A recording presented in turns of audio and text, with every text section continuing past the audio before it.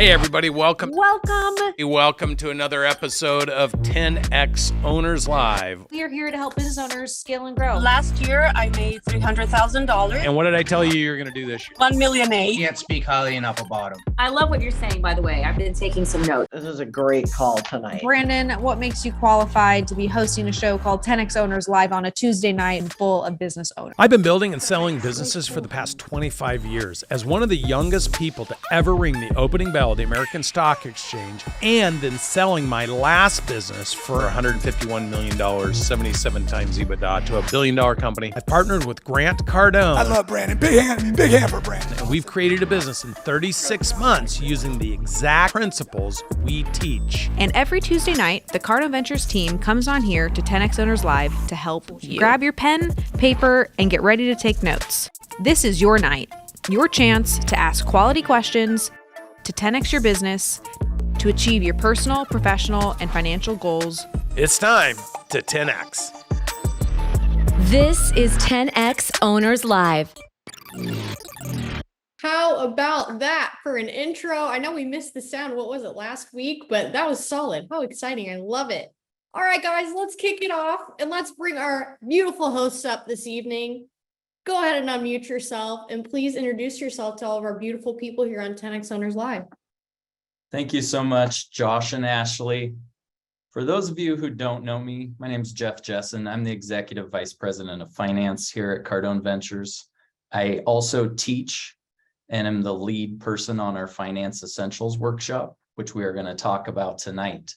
But as the Executive Vice President of Finance for Cardone Ventures, not only am I responsible for day-to-day finance that happens in the business, so the accounting, the financial reporting, as well as all of our strategic plans and budgeting, but also I help a lot of our clients with their financial plans and their models and their budgets. So definitely an all-around aspect when it comes to finances. And what you need to know as a business owner is how important this aspect is as you're growing and scaling and you're going through those breakpoints.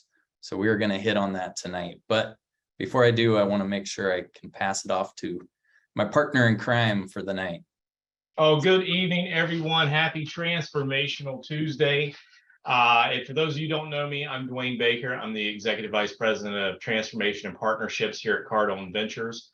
My role here is working very closely with our partners to help them grow and scale their business. As well, I run pretty much point on all mergers and acquisitions activity that we do here at Cardone Ventures. So I'm evaluating businesses all day long in terms of, their financial strengths and weaknesses, and if it's a good investment opportunity for us here at Cardone Ventures. So excited to have you all here and look forward to answering any questions you have tonight. Jeff, Dwayne, before we really kick this night off, I do have a very serious question that I need to ask you guys. And it's I need to know the truth. Are your bed sheets really made from spreadsheets? That was a pretty good one from Josh Dawson tonight. 800 thread count. There we go. I love it. It's the grid lines in the spreadsheet. That's awesome. Guys, so if you look in our chat, Cardone Ventures has just dropped our worksheet for tonight. So if you guys want to go ahead and click that worksheet and download, that will help you along the way as we kick this party off with our very favorite duo, DWEF. That is Jeff and Dwayne. So if you guys want to kick us off here, I know we're going to be talking about some breakpoints, like Jeff said, some modeling. So let's roll from here. What do you guys have to share with us tonight? Yeah, I think the biggest thing for every business owner to understand is we're trying to create massive value with our businesses. And the first aspect of that, as you're going through the breakpoints, is to be able for you to exit your role in the business, then hopefully exit the business and allow that business to continue to generate passive income for you, and then ultimately sell or exit that business. Now, the value that's being created, we always say that there's 3 P's that create value. The first P is performance. So what have you done in the past? So someone that comes in, Dwayne can second me on this, but when we go look at a business, where's the first place we start? Give us your last 3 years of financial statements. That's the first place you always start to try and assess what the value of that business is. So right now, is if you're a business owner and you don't have financial statements, then that is your first goal for leaving here tonight. Go talk to your CPA, go talk to your bookkeeper, start getting those financial statements and look at them consistently. We're going to talk about how often and all of that tonight as we're going through this, but the only way to prove performance, that first P, is to be able to show historical performance. Second P, predictability. Again, if you are trying to come in and look at a business and understand the value that that business has and how it will be able to grow and scale with you as the potential acquirer or partner going to look at that business, the only way you can understand the predictability of that business is to take those historical financials and be able to actually apply KPIs, key performance indicators, forecasting, budgeting into those historical data to actually show yourself what is the predictability? What can I do with this business once I take it over? And then the final P is potential. So again, a lot of business owners don't actually know. This is Brandon always talks about, you're building with the end in mind, right? What is the big picture? Where are you trying to go with your business? That potential, a lot of business owners don't have a good clarity of what is the potential of this business. What's the industry look like? What are the trends going on in that industry? What are my competitors in my micro market as well as my macro market?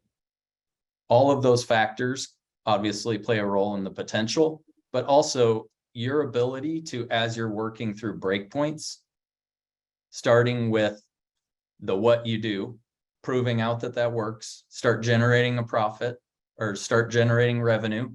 And then you have to understand your profit centers. So profit centers of every revenue, as well as overall profit for the business.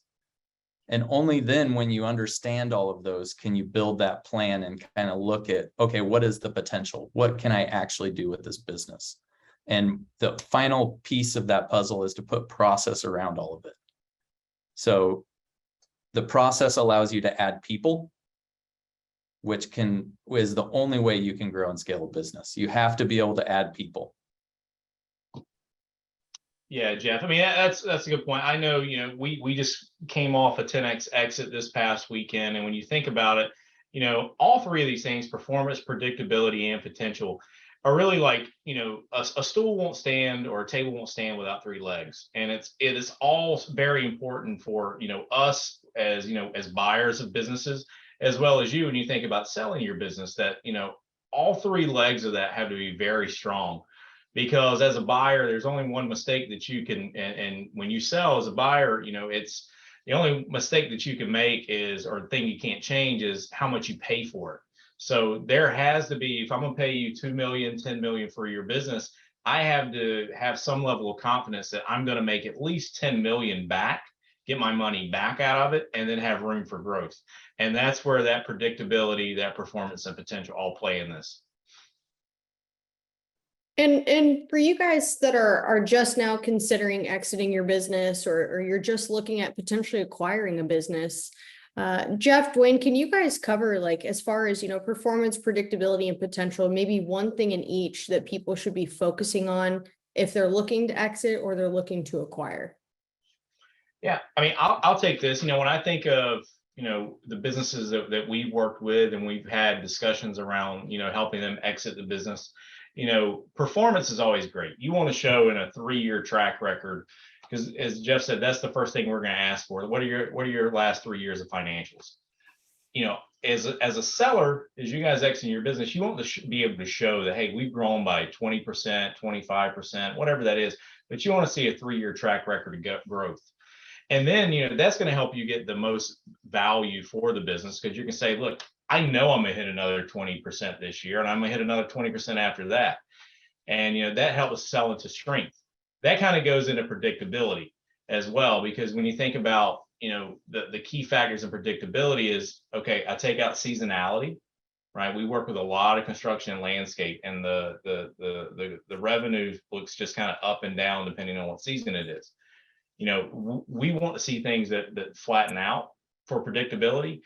And then potential. Sometimes you're just in a hot market, right? When we've been talking about HVAC a lot in Cardone Ventures, and you guys have heard that, there's potential there because there's convergence of a lot of industries. There's technological disruption. There's the material, the things you do get more sophisticated when you're thinking about whole home automation, things like that. So there's potential in that area for growth. Unlike an example I always use, like typewriter repair. Not a lot of potential in typewriter repair. Jeff, I don't know. I mean, those are things that always come to mind when I'm looking at businesses. Anything you want to add to that? No, I think you pretty much hit the nail on the head. I think when it comes to performance, you know, we talk about that no matter what breakpoint you're in, if you're in one of those first 3 breakpoints, you have got to build the foundation and the framework right now. And it starts with your accounting quality, like actually taking data and putting it in a financial system and understanding that you as the business owner are responsible for that. You can't just pass it off to a bookkeeper and have them deal with it. You need to understand, you know, whether it's, oh, all my transactions go through Square. So I can look at my Square and see the revenue coming in. And I put all my expenses on the credit card. So I can look at my credit card and see that.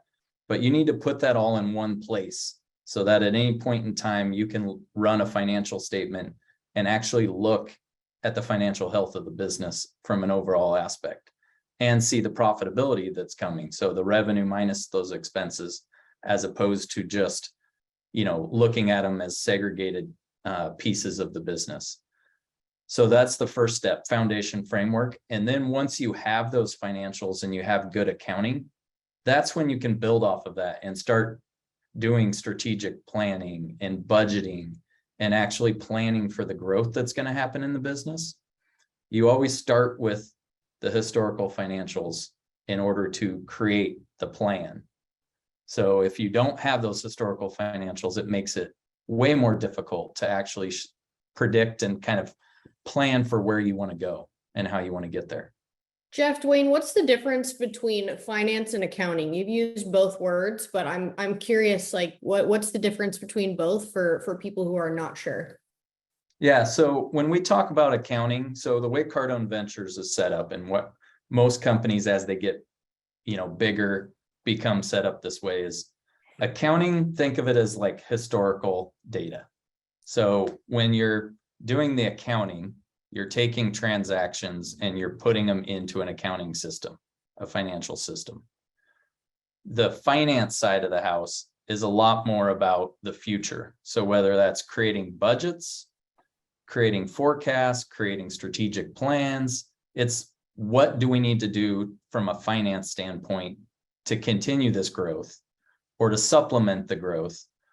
It's looking more from a strategy, from a future looking state. So like as using us as an example, when we first started as Cardone Ventures, we focused on the accounting side because you have to get that right first. So for every business owner, when you're in breakpoint 1, breakpoint 2, get the accounting right. Then you start to build out the finance side of your business because then you can start to actually add people with those competencies in, which they're usually like financial analyst type people that can actually do the Excel, the forecasting, the budgeting, stuff like that. Do you guys want to walk us through these breakpoints a little bit here? Yeah, I mean, I think we'll focusing in on, you know, some of the first breakpoints. When you're in breakpoint 1 and you're really trying to understand, you know, does the what I do make sense? A lot of times business owners can get away with and they get comfortable with just utilizing, like what I was talking about, their merchant processing data to actually show that revenue's coming into the bank account. But by the time if you guys are in breakpoint 1, will you put 1 in the chat just so we have some clarity? If you're in breakpoint 2, put 2, 3, put 3. That way we can see who we're talking to. And as you're moving up and you get into breakpoint 2 and it becomes more about the who. So what we say is you need to identify 3 leaders during that time. And when you're between 3 and 8 million, that are responsible for the 4 core pillars of the business. So operations, finance, sales and marketing, and people. And as you can see down there, during this time is when you start creating process. You start that process creation, which is you taking the revenue, understanding from a profitability standpoint, what drives profit, what drives me taking that revenue, paying my expenses, and having something left over. And then you documenting it and repeat the action that works. And through that action, if you can get up into breakpoint 3, then it becomes a lot about the how you're doing it. So you're building out more of a core leadership team at that time. And so what starts to happen is you need to start budgeting, and you need to start being able to plan for what's coming when you get up to those, to breakpoint 2 and 3. So if you don't have the foundation set in breakpoint 1, then you can't utilize that foundation as you're getting into breakpoint 2 and 3. And if you're trying to put it in and you're already into those breakpoints, a lot of businesses will actually hit what, that's why we call them breakpoints. They hit the wall because they don't understand their profit. They don't understand what's driving profit in the business. And then as you continue up this, you can see that at breakpoint 4, 15 to 25 million, it becomes about automated systems. And that just is taking the core, the foundation and framework that you put in place early. Like you can be using QuickBooks when you first start your business, and you can have a CRM, and you can have other technology that you're using. By the time you start to get up into breakpoint 4 and 5, and it becomes about automated systems, you have to actually start looking at integrating some of that technology that you're going to have to do when you get a little further down the road. And if you don't, again, put that foundation framework in place early, then these are what causes businesses to have slide backs, as Brandon will say. Yeah, and guys, I mean, I can tell you, prior to coming here, before Cardinal Ventures, I worked for a big global consulting firm, spent about 14 years there. Most of my clients were, north of a few $1 billion in revenue. And I've been on the journey here with Cardinal Ventures for about 18 months, and these breakpoints are spot on. As I think about our journey here at Cardinal Ventures now, we're between 45, we're in breakpoint 6 in our core business. We're going to surpass that with some of our portfolio companies. But right now, a lot of the conversations Jeff and I are having with every department is how do we do integrated technology? We have CRMs that aren't where we're not tracking sales. They're not feeding right into our accounting system. We can't we're struggling in some areas to do consolidated reporting across portfolio companies. All we're doing is trying to take about a dozen systems and figure out how to integrate that. So, these are spot on. I've never seen anything more accurate in all my years of consulting as these right here. Love that. That's awesome. Thank you guys for working through those breakpoints and kind of explaining them for us. What I'd love to do is hop in here. We've got a couple questions. You guys okay to take some questions along the way? Of course. Sweet. Let's get Jason unmuted. Jason from Preco Plumbing and Heating. Hi. Hey, good to see you. Nice to see you. So I've got a couple questions. I'm just going to dive right in if that's okay. Go for it, Jeff. Okay, so the people that have been around for a little bit know that, I didn't have a staff up until, last week. I've got 5 new employees, and I've been following your guys' hiring process through the People's Workshop and all that good stuff. It's been an amazing, the type of talent I've got. Well, now I've got a new problem. I've got to pay these people. And the workload, because it was toggled down for so much, because it was just me doing the work, was toggled down so far that now I've got to feed 5 people. So getting I don't know, I'm doing okay financially, but I can foresee us going into the slower months. How do we get prepared for that with either a bank loan, or who do we talk to about getting this type of movement to just cushion the business so that there's not a financial deficit, so that we can actually prepare for the worst and not have to starve our employees. Yeah. Jason, what are you doing in revenue right now? We are just about to hit 800,000 for the year. Okay. Yeah. I mean, I would say, my thought on that is, most of our clients we work with, I mean, getting a line of credit just gives you some cushion. But we talk about creating cash reserves, right? The first target's 30 days. We move to 3 months, 6 months, right? Make sure you're doing that, because like the slow season, it's coming, right? Yeah. It's like Christmas happens the same time every year. And so, that's coming. So as a business owner, you have to plan for it. And that's, what we teach at Finance Essentials and through our programs is like, if you know what's coming, plan for it. Maybe your targets are lower in those months because you can't do that without adding different revenue, other streams. But definitely that's where I would say focus. And if you don't have the line of credit in place, that would give you some level of comfort, I would think. So I do know the 250 cap and all that per employee. The problem is that the talent was so hard to find, I had to pull the trigger. And so before platforming that 30, 90, 60 day goal, or 30, 60, 90 day goal was easy to have in my account. Now, money's going other places and all that good stuff. So to the benefit of growing the company and learning a lot more about leadership. So I'm really excited about that. But now I just need to make sure that I feed my people. So moving forward, and I know a lot of the training we go through is about using your own money to drive your business. I get all that. In the interim, while I'm doing this transition, I just want to pad it. Is there a place where you guys recommend to go to get that line of credit, or is it just the bank that you're doing business with?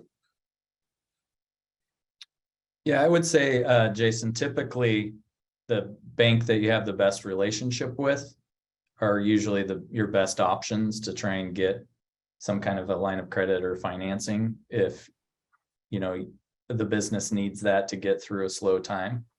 To Dwayne's point, when we're focusing on those hires, we definitely want to try and be building, as much cash as we can in front of hiring, which I know you've been to enough of the programs, you've heard us talk about that, but that's why we, want to do that ahead of time, because these breakpoints are real, whether it's Jason's in breakpoint 1, but you have to hire people at some point.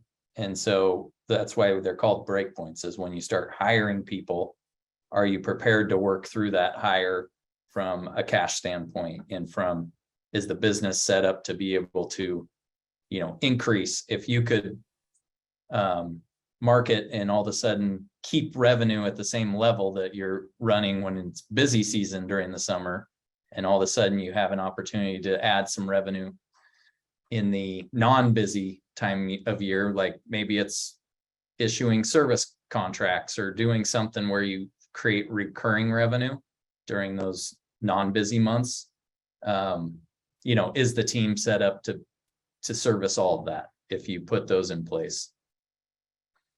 Okay. All right. Thank you. And I would say for anybody on the call who's experiencing that, I mean, I would just say, think of different ways you can pull revenue forward. We always talk about that at Cardone Ventures. Anytime we're, worried about something's coming up or a target, just think of every way you can to pull revenue forward, whether it's, hey, let's go sell some more maintenance contracts. Let's, if somebody owes us some money, get on the phones and call them. There's a lot of things you can do to help, collect cash to prepare for this. And, that would be, critical. And you need to be thinking about, everybody needs to be thinking about that every month of the year, but especially as we start, a slow season's coming.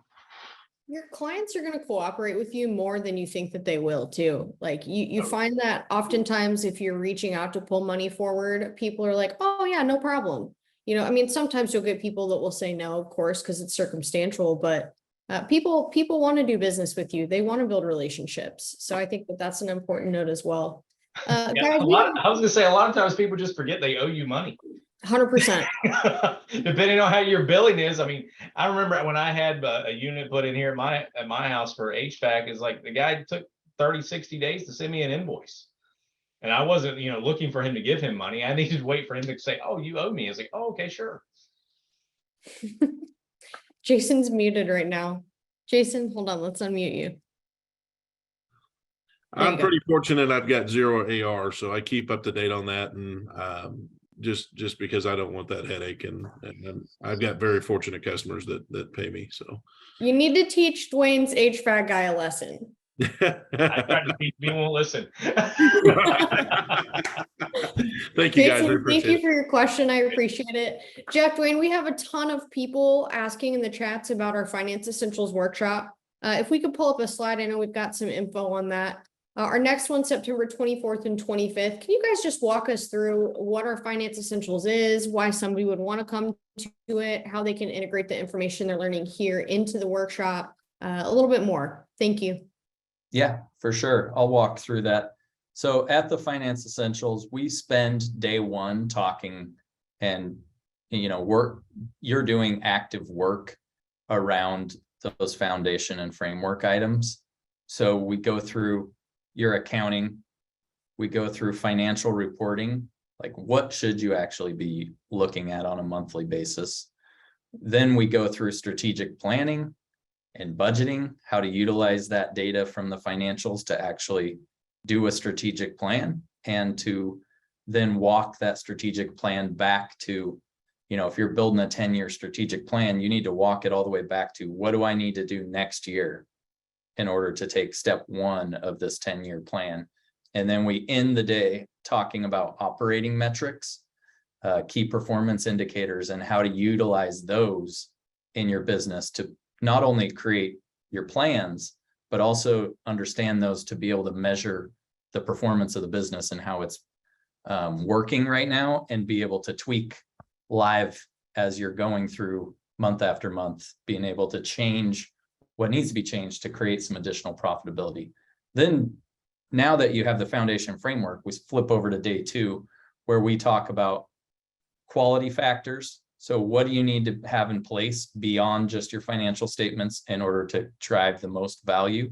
So we focus in on your revenue streams, thinking about your cost of goods and your gross profit margins, your expenses. If you were to go through your expenses and say, okay, if someone's coming in to look at this business, what would they be thinking of from a quality standpoint?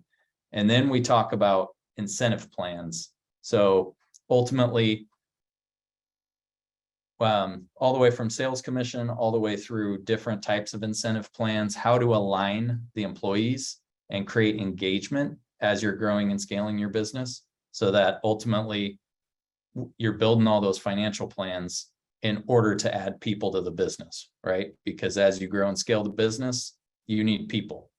And then we close out with equity structures, not only being able to incentivize your team with equity. So Brandon always talks about this.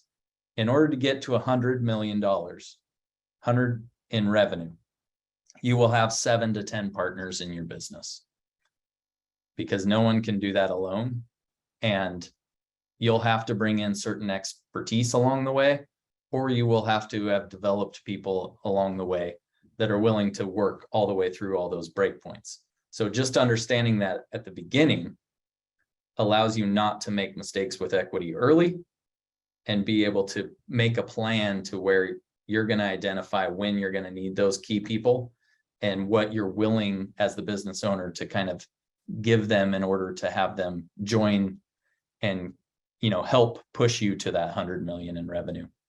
And then ultimately business structures is how we end it, which is kind of where Dwayne comes in and focuses. It's, when you do exit your business, what are all the different ways that you can structure a deal? When we're looking at deals, what are the different ways we think about structuring it, whether it's debt, whether it's earnouts, different types of business combinations, from partnerships to joint ventures to full acquisitions. So we cover kind of the full spectrum of starting with the foundation framework all the way through an exit, what needs to be in place in all those places so that you can build a good plan. And if all that sounded foreign to you, you should run to the next Finance Essentials. Finance is the language of business. I couldn't tell you how many business owners we talk to that I ask, like, what's your revenue? What'd you do in gross profit? What's your net margin? Like, what's your EBITDA? And you're like, I don't know. And like, you're never going to grow a massive business if you don't know those numbers. Even if you do and you don't know those numbers, somewhere along the line, some accounting person that works for you is going to take advantage of you. It's true. And we find that to be super true in the businesses we work with, unfortunately. We've had a number of people come through our Finance Essentials, go home, implement what they've learned, and find out an employee's been stealing from them. And it's unfortunate, but it happens. And we've had many people do that. You do not want that to be you. Come get the resources. But I have somebody asking in the chat, what's the best breakpoint to be in, and what info should we have ready for our Finance Essentials? The best breakpoint to be in, I would say, is any breakpoint, because we've had, not only do we structure it so that a business owner can understand what we're teaching, but we've also had businesses send their accounting function to the Finance Essentials. So we've had controllers, CFOs, accounting manager, staff accountants in the room also, where they can understand and take some of the, because not everyone's been exposed to creating an incentive plan or understanding equity structure and what you should be thinking about if you're thinking about starting to issue equity in your business. So even, people that are controllers and CFOs may not have been had that experience in the past. Awesome. Thank you, Jeff. Let's hop over to Carolina's question. Miss Stoneworks herself, great to see you with us. Hello, Ashley, and hello, everyone. I'm so happy to be here. So I will be attending the Financial Essential, but the one in December, because unfortunately I can't come to the one on the 24th. And I'm one of those who doesn't understand half of what Dwayne and Jeff are talking about. So I'm very happy to come.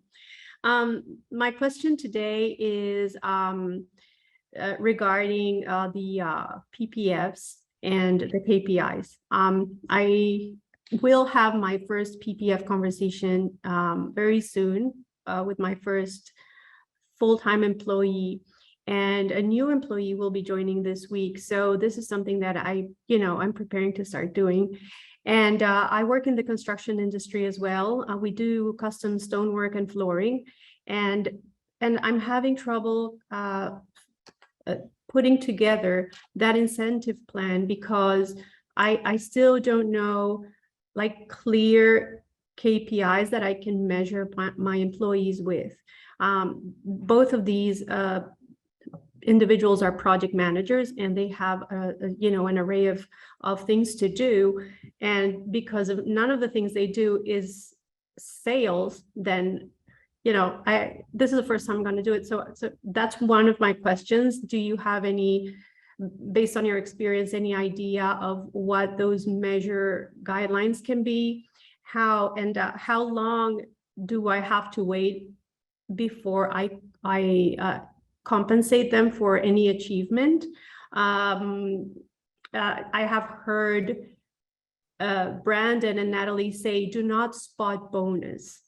Just any compensation for achievement you're going to make, do it focused towards one of those PPFs that your employee has. For example, they want to go on a trip with their children, then give them that incentive focused towards that PPF. So I just want like a basic guideline for that.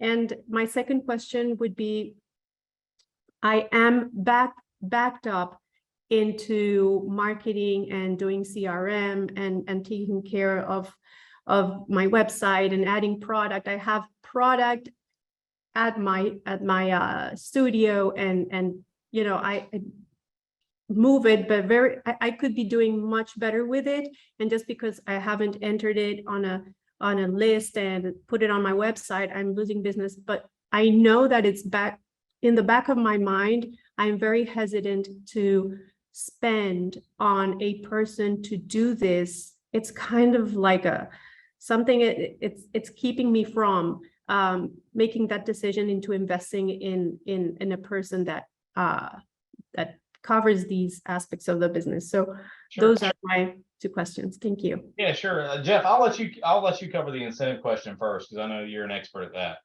that. So what we would tell any business owner is the first thing you have to understand is your profit margins. So when you do a project, what do you make on that project?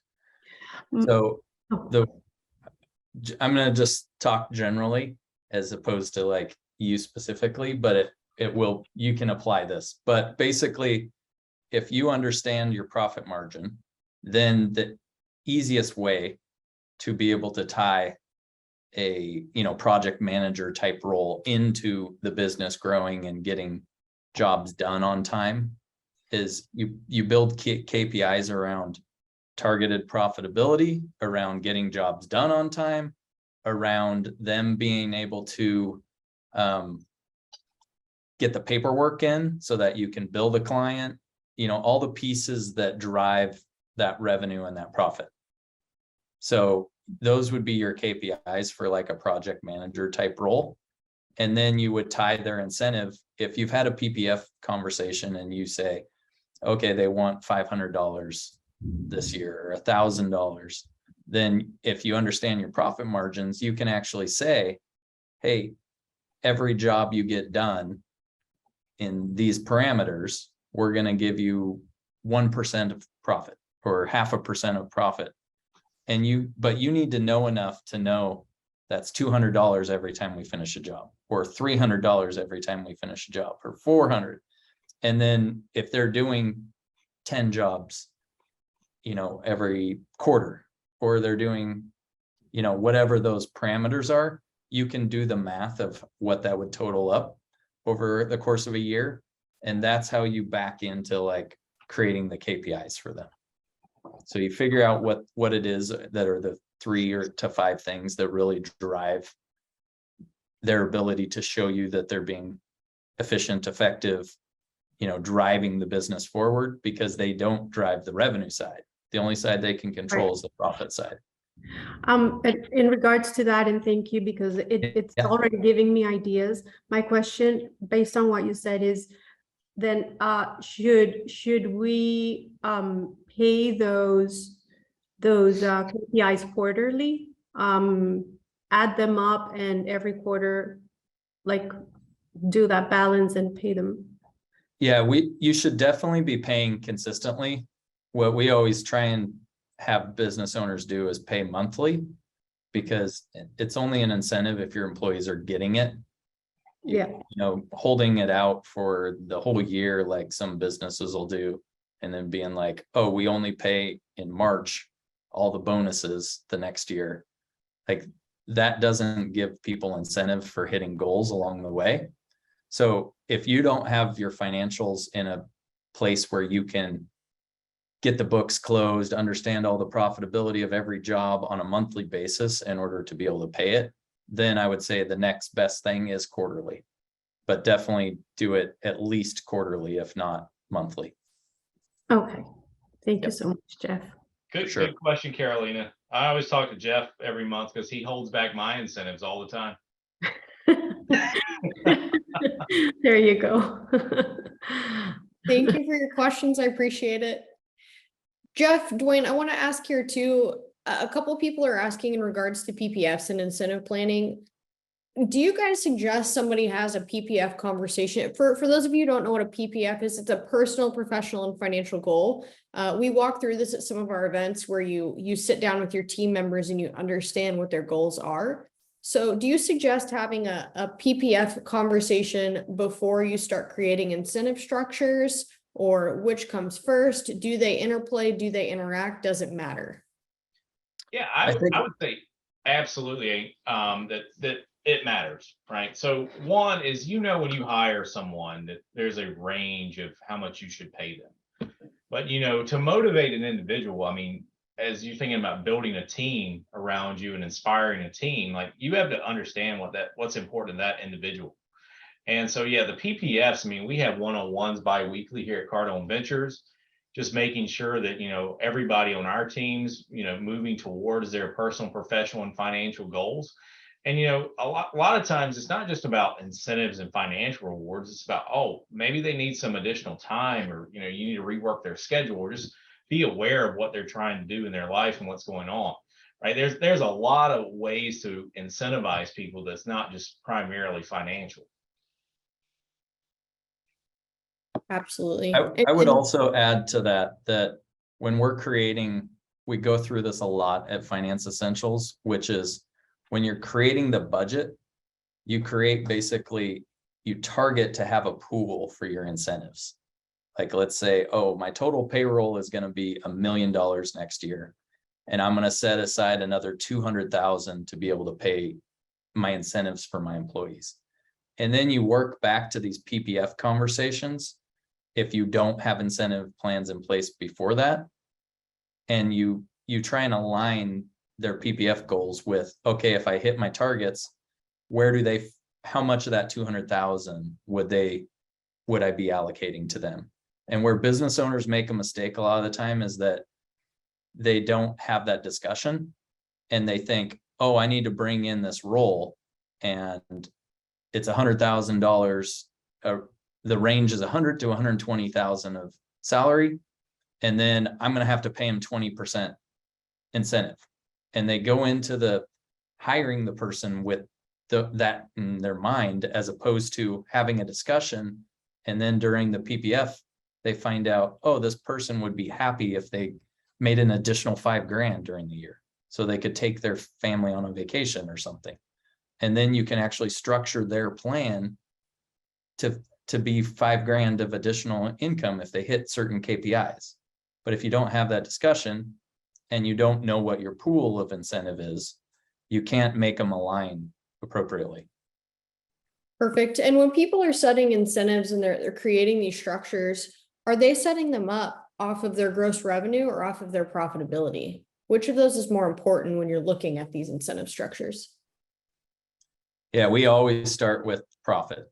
So you drive the business through the revenue side, but in order to have a business worth value, it's all about profit. So you're taking all of your expenses and you're saying, okay, these are all my fixed expenses after, I hit my revenue targets. And then what I have left over, that's what's available for me to be able to allocate some of that to incentive plans. So you always start with the bottom line. Awesome. That sounds great. Somebody asked, how often should I have PPF conversations? Yeah, I mean, we do them at Cardone Ventures bi-weekly. Like, we have one-on-ones bi-weekly. I wouldn't say that. I mean, we go deep in the PPFs. I mean, if your PPFs are changing every other week, that might be a challenge for your goals. You're probably not going to achieve them quite that fast. But we do have conversations bi-weekly, and it's just, hey, how are you progressing towards your goals? What are you doing here in the organization? Are you, feeling like you're making an impact? What can we do better as leaders? All that comes up bi-weekly. So it's just always top of mind. For sure. And you have the actual PPF conversation one time. You're going to sit down with that employee and have like the full blown sit through it, talk through it, PPF conversation. And then, like Dwayne is mentioning, with the one-on-ones, that's where you're progressing the conversation. People's goals can shift and change as they achieve them, as they set bigger goals, as they move towards those, like they're going to evolve. And that's where you have the one-on-ones to continue those conversations. I appreciate it. Great question. Let's go to Gafar. I don't know if I pronounced that correctly. Yes, you pronounced it perfectly. Awesome. Great to have you with us. What questions do you have for Jeff and Dwayne tonight? Yes, my question is to Dwayne, and it's a little bit of a technical question because I'm a CPA, an accountant, and a certified valuation analyst. I just want to know, Dwayne, what do you track when you're thinking of investing in a business? Is it EBITDA you go with, or net cash flow to equity as a benefit stream? Yeah, I mean, for us, I mean, great question, Gafar. For us, when we're first looking at a business, I mean, the biggest thing there for us is just looking at, the the EBITDA and what multiple we think we can acquire the business at. The next thing that's more important to us than anything, the businesses that we're buying are mostly less than, I would say, $50 million in revenue. They may be doing $10+ million in EBITDA. We're looking more from a growth side. Where do we see weaknesses? Where do we see abilities to improve their customer acquisition? Where can we promote better? Because that's where, just overall, just 10x strength is marketing, promotion, driving customer flow, and increasing lifetime customer value. So when I'm looking at a business, that's the first thing we're looking at. A lot of the other private equity firms out there, when they're buying businesses that are $150, $200 million in EBITDA or $1 billion in EBITDA, the first thing they're looking at is, where can I cut costs? Because I'm going to sell the business in 5 years. That's not what we're thinking about. We're looking at how can we drive revenue. Great question. I feel like we lost him. I'm not sure if he had any other comments, but I guess we'll go from there. Thanks, Dwayne. All right, DJ, let's get you pulled up. Hey everyone, how you doing? Good. Did they answer some of your questions in regards to PPFs at least? It did answer some of them. I do still, I'm curious to know about tracking is my big thing. I've been trying to get in contact. I've been through a lot of your workshops and I have not figured out the puzzle piece yet on how to easily track the the KPIs per each. DJ, have you been to finance yet? I've been to finance, leadership. I've been to all of them except for platform and marketing so far. You're on your way. We'll see you there Yeah. soon. We'll get your account manager scheduled to reach out to you here tomorrow. All right, what's your question? Yeah, my question is like, is there a template? I know I've asked this before and I haven't received it yet, but is there a template or something that can make it easily trackable? Like the tracking aspect for the KPIs is the big thing that we're struggling with. So how do you easily track the KPIs once you've identified them? Like, is there a Google spreadsheet? Is there like, what is it that you guys are doing? I've seen clips at the workshop, but there was never anything given to actually make it easy to implement. Yeah. I mean, I'll take this one first. DJ, great question. I can tell you for a lot, I think a lot of it depends is the first answer. But, for a lot of our business units, I mean, we were talking about a new business or new venture that we're launching today, and it is very manual, right? We may have, we were looking at how many people are coming to an event, or one, how many leads are interested, how many leads can we get to an event? And then how many leads can we actually, convert on moving forward with us? So I think early on it's manual until you have systems in place for that. This past weekend at Exit, I heard Brandon talk about on the revenue side, when we get done and say, what things can you take away? The 3 to 5 things. It's like, how many times is the phone ringing? How many times do we set an appointment? What's our conversion on appointments? Like, if you can track those, however you do it, manually, automated through systems, whatever, if you can get those are the key things that are going to drive revenue for you. Taking that step further, DJ, we actually push that tracking off to managers where we can. So we do have, basically we create an incentive plan for every role in our company. It's a Word document with all of the factors in it. But then there's an Excel template in Google Sheet that actually has the 4 or 5 KPIs that they're being measured on a monthly basis. And then it's a yes or no, whether they've hit those KPIs for that month. And it's an automatic calculation based off of their targeted compensation.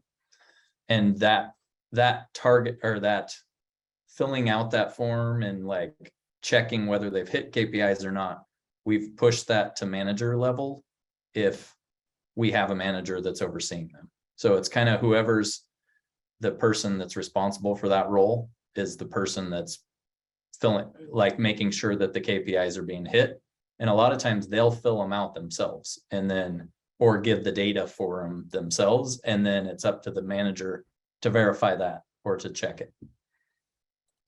All right, I appreciate that. Like I said, that's the one piece that like we just brought on a new CPA that's going to be trying to help us put that together too.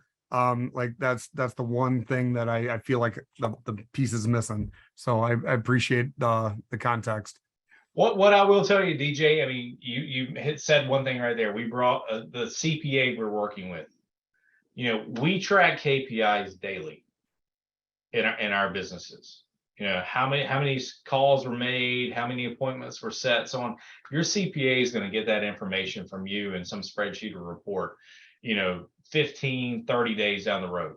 Like there are some things on the revenue side that you need to track internally daily.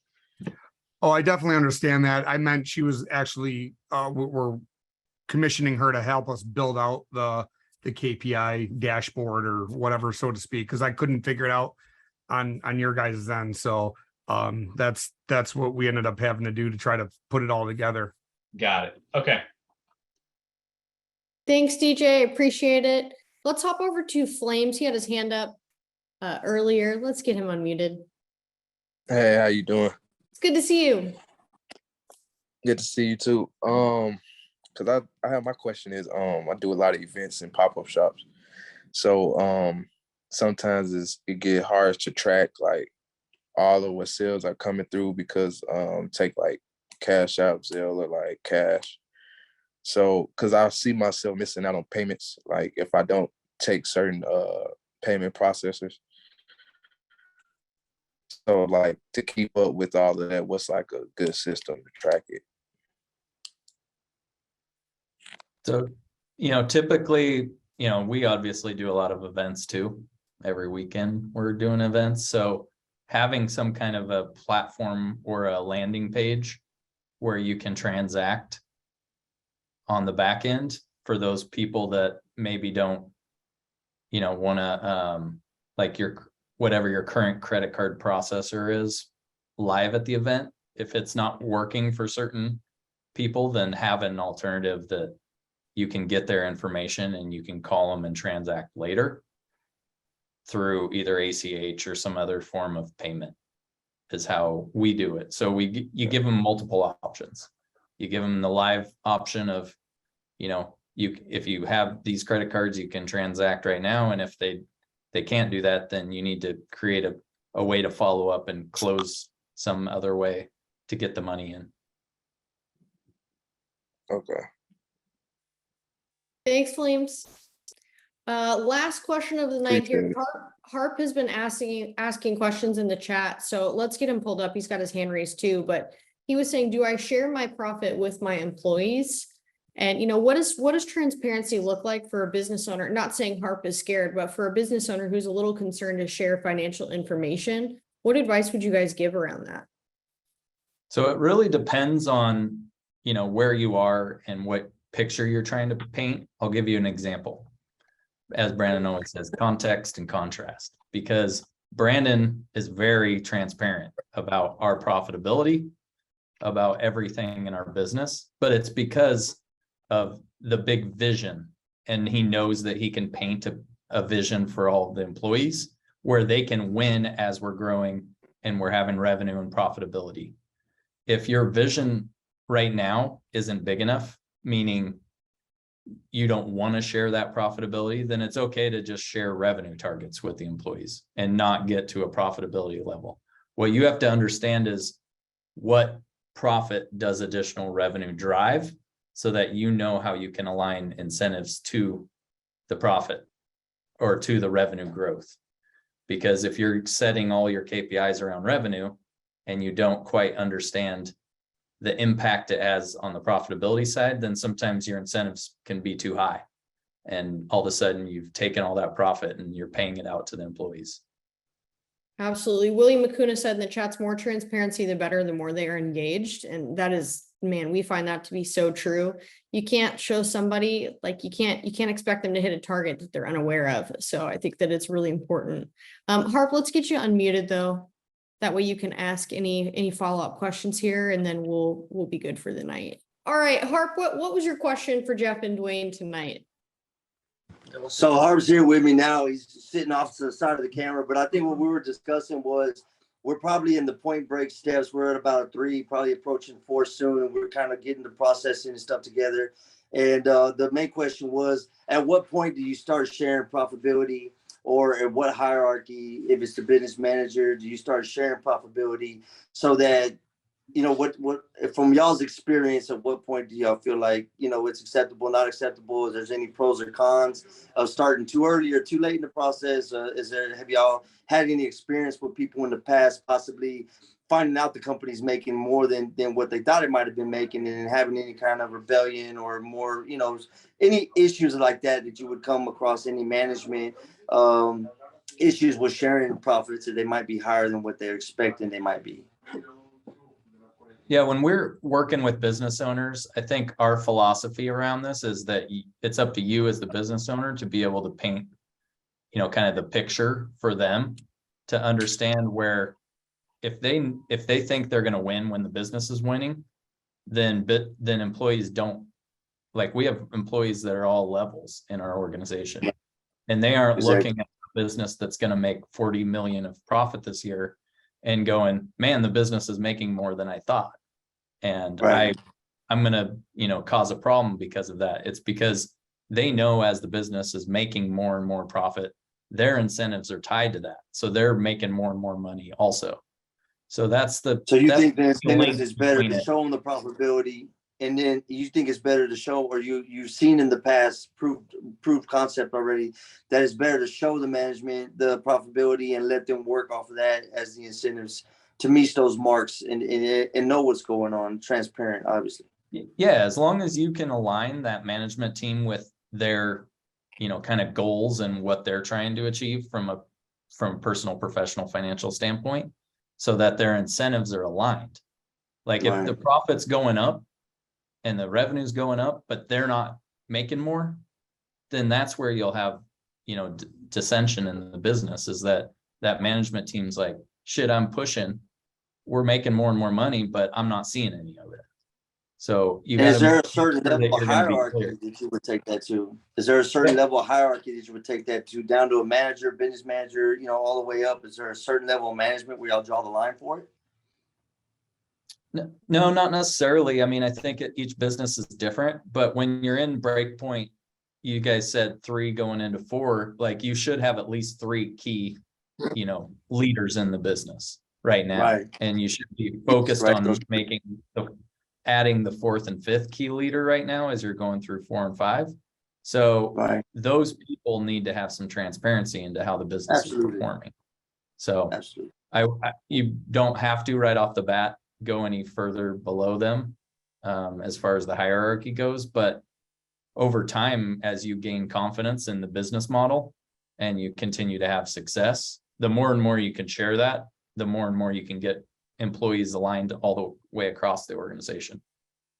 Makes sense. Awesome. Yeah. Thank you, Jeff. Thank you, guys. Yeah, sure, guys. Thanks, guys. Great question. Jeff, Dwayne, what a remarkable evening. Guys, let's give it up for the Miami Money Boys. That was a great night. It really was. We appreciate you guys and all that you bring to Cardone Ventures and to our clients. If you are interested in hearing more from Jeff and Dwayne, please come to our Finance Essentials coming up. We've got it September 24th and 25th. It's going to be in Scottsdale, Arizona. 2 full days of Jeff and Dwayne working through all of this for you guys. Understanding your key performance indicators, understanding your compensation plans, understanding your quality of accounting, your accounting personnel, who should be working with you at what level, all of these things. So we're excited to have you with us September 24th and 25th at our Finance Essentials workshop. Feel free to shoot that QR code. You can schedule a meeting with our team and we will direct you exactly where you need to go. We'll get you all squared away and set up to join us for that and get you set up for success. This is 10X Owners Live.